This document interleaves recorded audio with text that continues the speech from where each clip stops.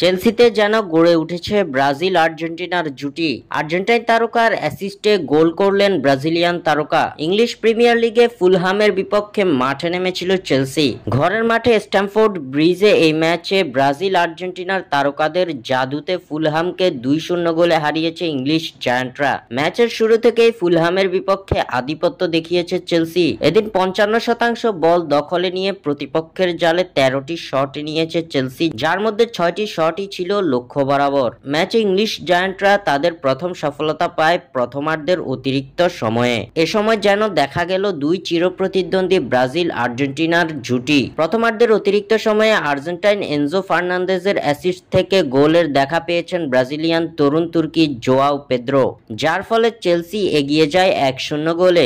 1-0 গোলে এগিয়ে থেকে প্রথমার্ধের খেলা শেষ করা চেলসি দ্বিতীয়ার্ধের 52তম মিনিটে পেয়ে যায় পেনাল্টির দেখা। চেলসি তারকা চালোবার নেওয়া শট হাতে লাগে ফুলহামের খেলোয়াড়ের। ভিএআর চেক করার মাধ্যমে চেলসিকে পেনাল্টি দেয় রেফারি।